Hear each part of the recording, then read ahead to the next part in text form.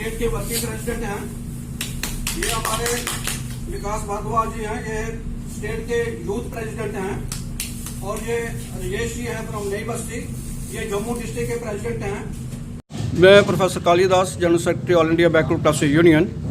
आज का press conference का मेन मसला यही था कि एक तो हम अपने समाज को ये बता सकें कि जो उनको सर्टिफिकेट लेने की प्रॉब्लम होती थी, बार बार वो सर्टिफिकेट रिन्यू करना पड़ता था या रेवेन्यू रिकॉर्ड देना पड़ता था, वो आज के बाद नहीं होगा। दूसरा, हमारी ये डिमांड रही सरकार के आगे जो अभी तक पूरी नहीं हुई।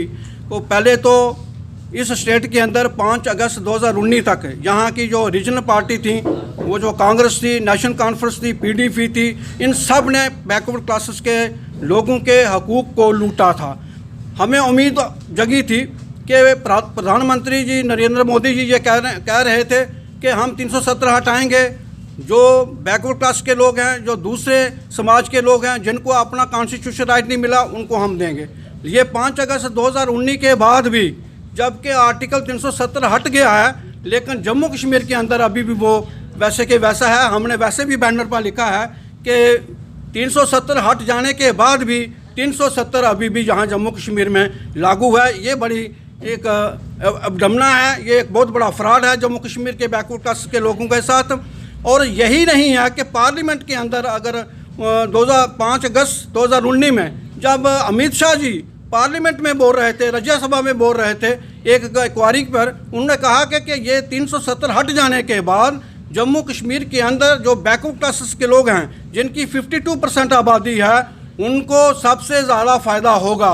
लेकिन दूसरी तरफ उन्हीं के साथ कितना बड़ा धोखा था कि जो बिल पास किया जा रहा था, उस बिल के पेज 142 सीरियल नंबर 7 पर यह लिखा गया कि जो रिजर्वेशन एक्ट 2004 का है वो जम्मू कश्मीर में लागू रहेगा।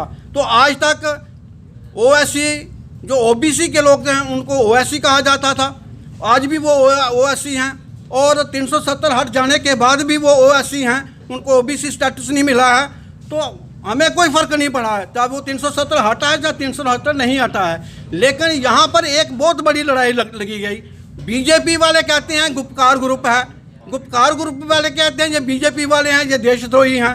हम कहते हैं कि ये दोनों हमारी नज़रों में एक जैसे हैं।